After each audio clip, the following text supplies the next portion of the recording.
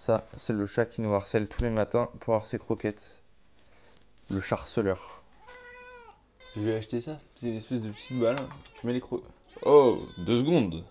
Tu mets les croquettes dedans et en fait, il doit jouer avec pour faire tomber les croquettes.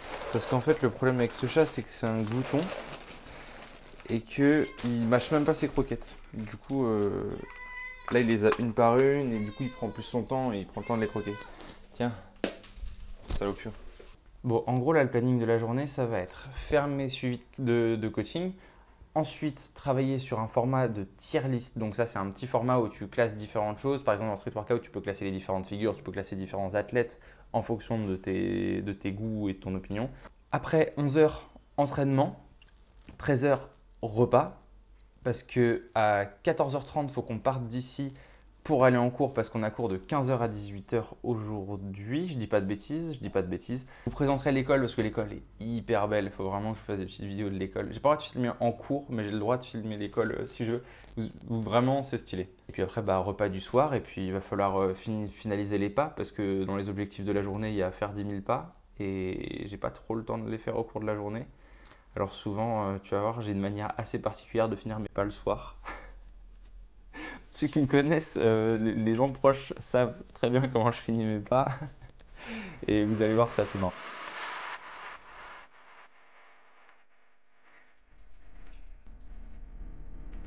Bon, du coup, ce que je fais pour l'activation le matin, en général, c'est que je fais une série facile comme je viens de faire là. Et après, je passe sur des mouvements très intenses, histoire d'habituer vraiment mon système nerveux à performer à n'importe quel moment de la journée. Et puis, let's go!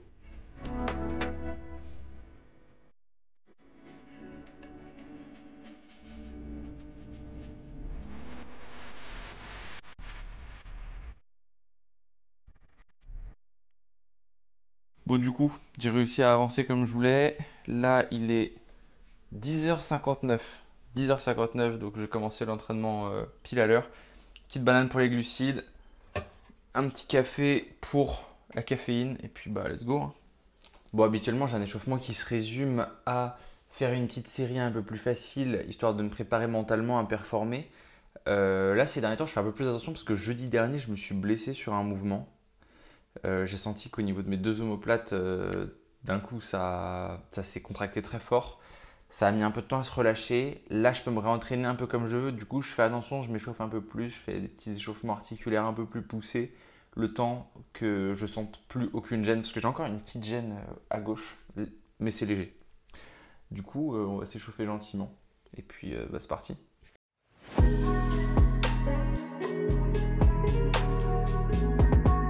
Bon, dernière étape de l'échauffement, je vais me servir de ça pour faire de la potentiation. La potentiation, c'est une technique qui est utilisée en street workout, qui s'utilise beaucoup en musculation aussi. En fait, le but de la potentiation, c'est de faire une série plus dure que ce que tu vas faire durant ta séance. Donc ça habitue ton cerveau à envoyer un influx nerveux élevé pour recruter le plus de fibres musculaires pour un effort. Et après, dès que je vais enlever ces poids-là, je vais me sentir hyper léger. Et du coup, pour travailler, ça va être beaucoup plus simple.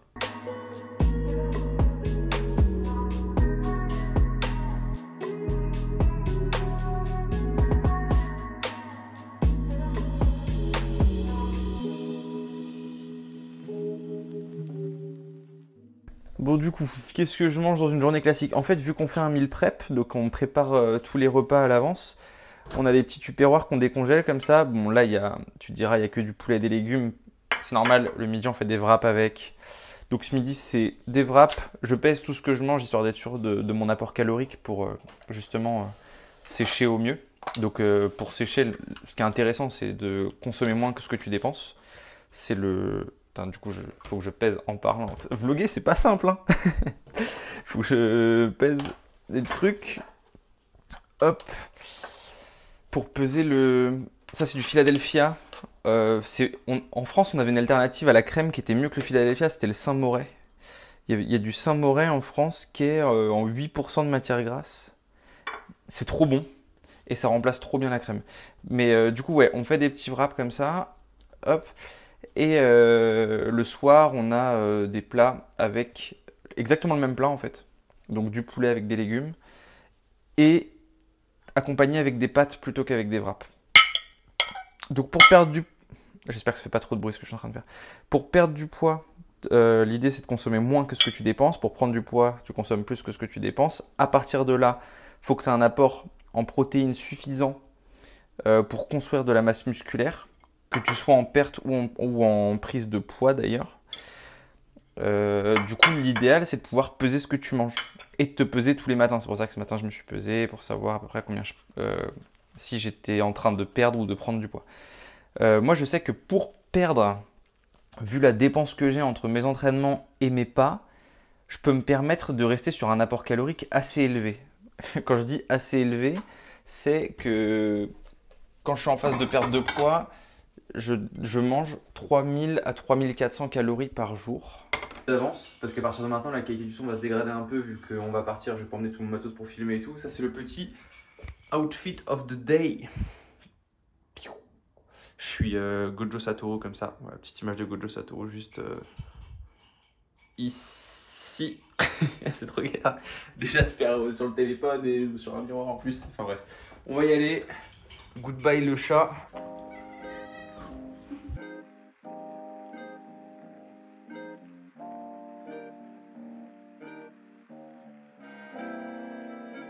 Bon, du coup là on a fini les cours.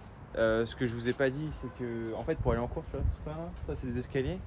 Et c'est pas tout ce qu'on a à monter en fait, parce que du coup après ça, il y a ces petites marches là. Et en tout il y a, je crois, 185 marches, on avait compté. T'as tout ça à monter. Bon alors, qu'est-ce que vous m'avez demandé d'autre? Tu fais où ton sport? Bah ça, vous l'avez vu ce matin. Mon sport, je le fais principalement dans la chambre. Après, il y a un jour dans la semaine où on va à l'escalade. La salle d'escalade, elle est à 45 minutes de route d'ici. C'est quand l'école? Bah du coup, ça j'ai répondu tout à l'heure.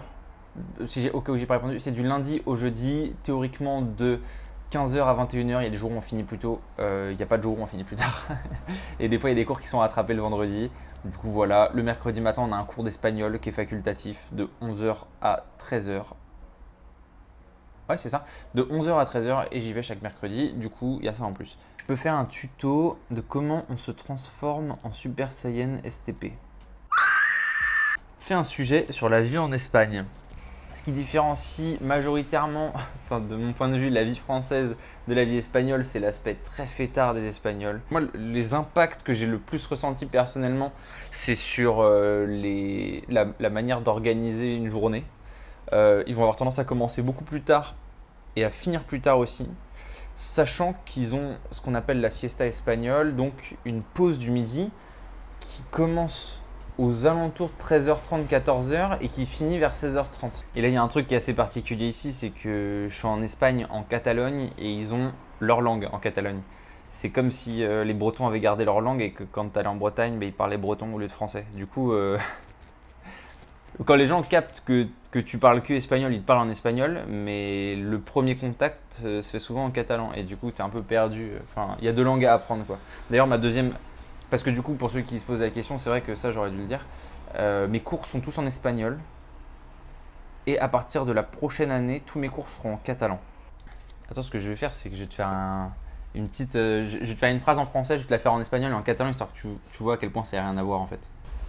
Si tu demandes en français où est l'eau, genre tu cherches ta bouteille d'eau, tu demandes où est l'eau, et bah en espagnol, tu diras ¿Dónde está la agua? Et en catalan, tu diras on y a la aigua. Tu vois, ça ressemble, mais bah faut l'apprendre quoi, parce que tu le devines pas. Du coup, voilà, c'est ça de plus à apprendre. Bon là, du coup, il est 19h, comme je le disais, 18h55 exactement. Ce qu'on va faire, c'est manger. En général, on se pose un peu. Et après, il va falloir que je finisse mes pas, du coup, de la manière la plus autistique qui existe. J'en profite en règle générale pour appeler des gens de ma famille. Je vous filmerai un petit extrait, évidemment, je saurai trouver du temps pour vous. Bon, du coup, on peut voir à la taille de ce bol qu'il est absolument immense et à ça les gens diront mais comment tu perds du poids en mangeant autant? En fait, je suis à 3400 calories, ce que je disais, entre 3000 et 3400 calories en fonction des jours, si je m'entraîne, si je m'entraîne pas. Le truc, c'est que ce qui est important, c'est d'être en déficit, donc de manger moins que ce que tu dépenses. À partir de là, tu perds du poids. Ça veut... La preuve, tu n'as pas besoin de te priver pour perdre du poids. Tu peux manger vraiment à ta faim parce que du coup, il y a deux facteurs qui importent. Ta dépense qui doit être plus haute que ton apport. À partir de là, tu peux modifier ta dépense et ton apport. Moi, l'idée, c'est que j'essaye de marcher beaucoup pour dépenser beaucoup Très bonne chose à faire aussi en investissement long terme, si tu vas à la salle. Si tu vas à la salle, plutôt que de courir sur un tapis, préfère te muscler dans un premier temps. Parce que si tu te muscles, tu augmentes ton taux de masse musculaire. Ce qui fait qu'au quotidien, tous les mouvements que tu vas faire vont te demander plus d'énergie. Tu vas, entre guillemets, améliorer ton métabolisme. Les gens disent « Ah, mais toi, tu perds facilement parce que tu as un bon métabolisme. » Non, je perds facilement parce que j'ai de la masse musculaire et parce que je bouge beaucoup au cours de mes journées. J'essaye d'avoir au moins 10 000 pas par jour tous les jours. Si je peux, j'en fais plus. Je peux monter à 13 16 000 pas si je peux. Et le contrôle de cette dépense, c'est ce qui me permet de pouvoir sécher comme sans me priver et manger des espèces de plâtrés comme ça. Parce que c'est ce qui me fait vibrer. Ça me... Bon, vas-y. Bon appétit à moi. Et peut-être à toi aussi. Peut-être que tu es en train de manger quand tu regardes ce vlog. Du coup, bon appétit à toi aussi peut-être. Et on se retrouve pour les pas. Bon, du coup, là, te demande pas ce qui se passe. J'ai étudié tout l'appartement pour savoir quel était le tour le plus intéressant à faire pour faire le plus de pas possible en un tour. Du coup, en fait, j'enchaîne juste ce tour-là pendant certains soirs 1 heure, voire plus, parce que il me reste des pas à faire. Du coup, je fais des petits tours comme ça en écoutant des podcasts ou en appelant les gens de ma famille ou mes potes que je peux pas voir vu que je suis en Espagne. Du coup, j'en profite pour appeler tout le monde. Voilà. Du coup, voilà. Petit tour de la journée. Je vous fais plein de bisous et à la semaine prochaine ou à dans 2 semaines pour une vidéo. Je vous laisse mettre un petit commentaire et tout si vous aimez bien ce genre de format. Et à bientôt.